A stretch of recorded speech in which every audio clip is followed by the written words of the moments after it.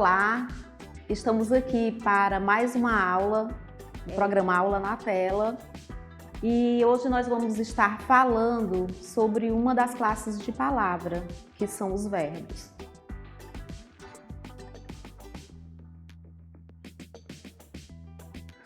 Então, primeiramente, nós vamos definir, ou seja, conceituá-lo. O que é verbo? São palavras responsáveis em expressar ações, estados ou fenômeno da natureza. E aí, como a gente saber que o verbo ele está expressando uma ação? Eu posso dizer, eu corri, eu cantei, foi uma ação que eu acabei de executar.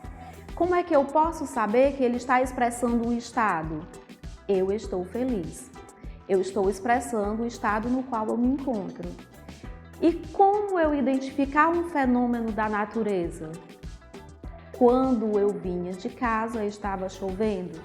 Chovendo, trovejar, relampejar, todos são fenômenos naturais, ou seja, fenômeno da natureza. Os verbos, eles podem ser flexionados em pessoa, número, modo, tempo e voz.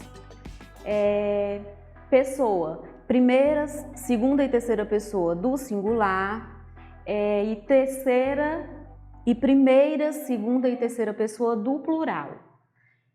No caso, singular, eu, tu, ele, plural, nós, vós e eles. O modo ele pode ser subjuntivo, imperativo ou indicativo. O tempo, passado, presente ou futuro. E voz passiva ou ativa. E aí vem a estrutura das formas verbais. O que é a estrutura das formas verbais? É uma palavra na forma verbal que apresenta elementos que tem como característica permitir identificá-la como um verbo. Os seus elementos são radical e a desinência.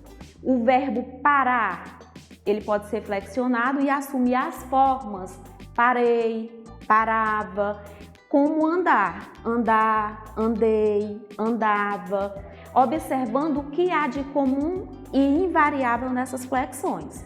E aí a gente pode observar o radical. O radical, que é a parte da palavra que ela permanece fixa, ela não se modifica. E o a gente observa que ela é uma vogal temática. Aqui já parei, o radical permanece o mesmo. O radical permanece o mesmo e só muda as desinências. Parava, o radical o mesmo e você percebe a desinência modificada. Param.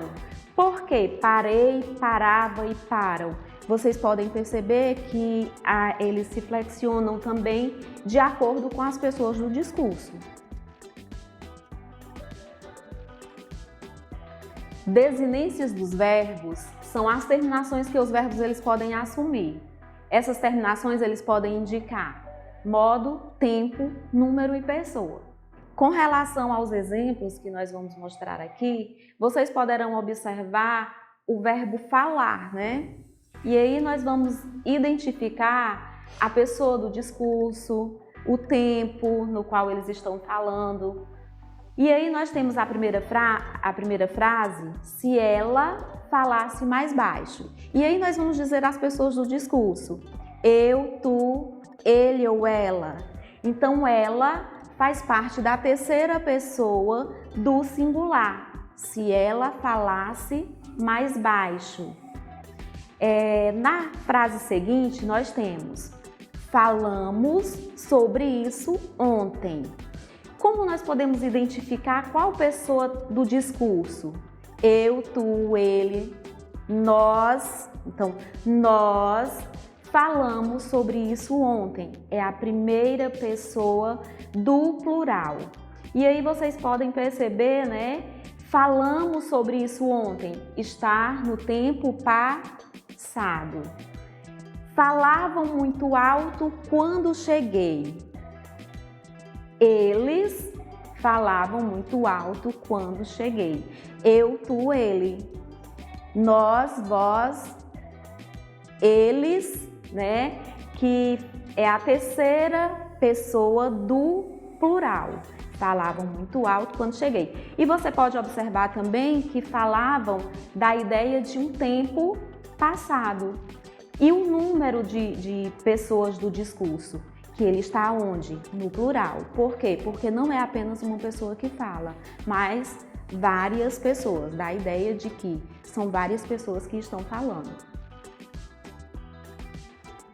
Os verbos eles podem serem regulares e irregulares. Quando é que um verbo ele é regular? Quando nós podemos identificar como sendo um verbo regular?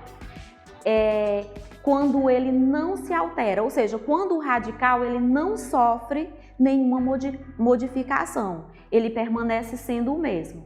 Eu canto, tu cantas, ele canta, nós cantamos, vós cantais e eles cantam. Vocês podem observar que o radical é até o T, ele está de forma destacada, né? O radical ele aparece de forma destacada, ele não sofre nenhuma alteração, ou seja, ele permanece o mesmo. O que modifica são as desinências.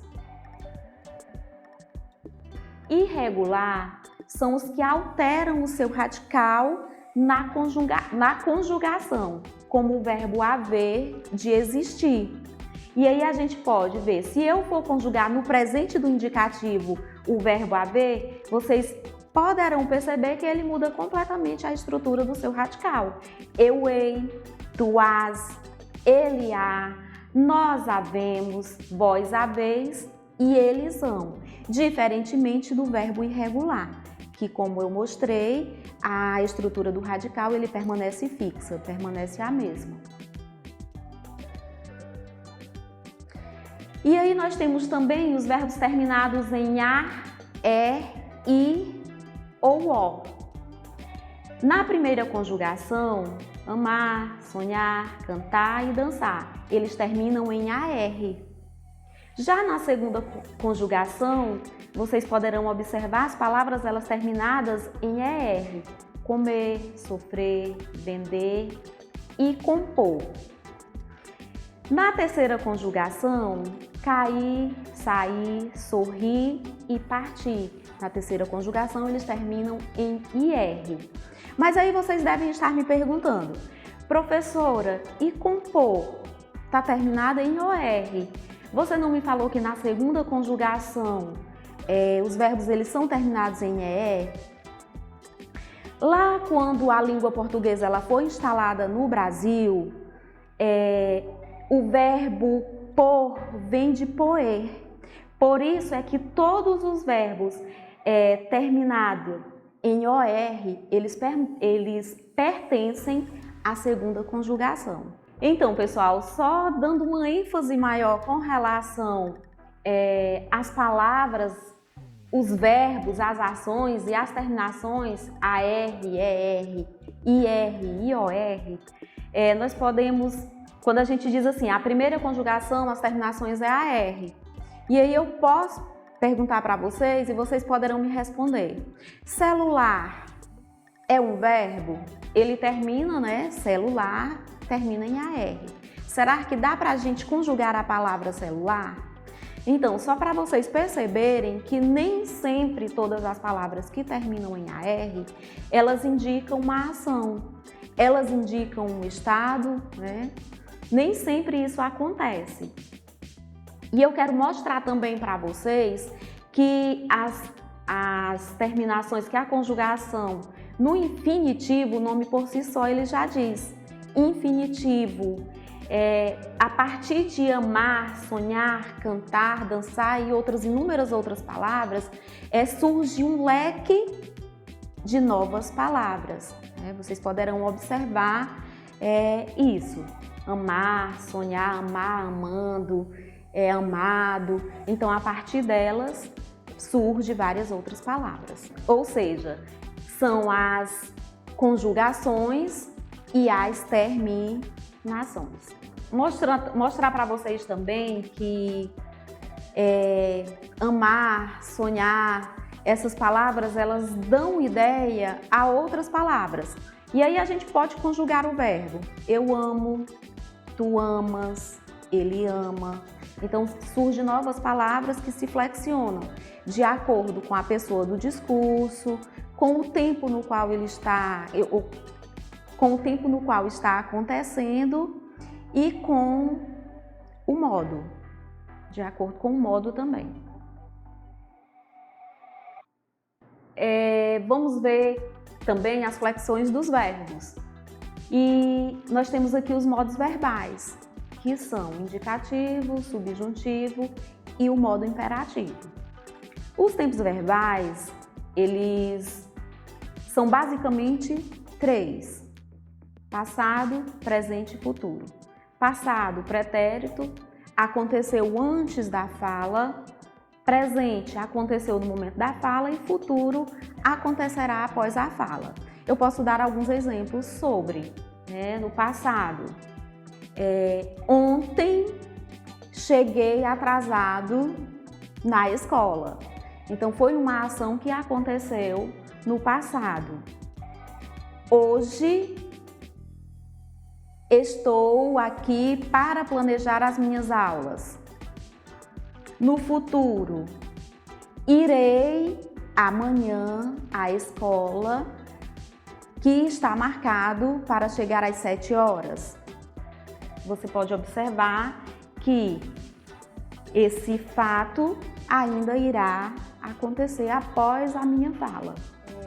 Quero lembrar para vocês que, com relação aos modos verbais, na próxima aula eu estarei aprofundando, tá certo? Para que vocês tenham uma maior compreensão com relação ao assunto abordado. Até a nossa próxima aula.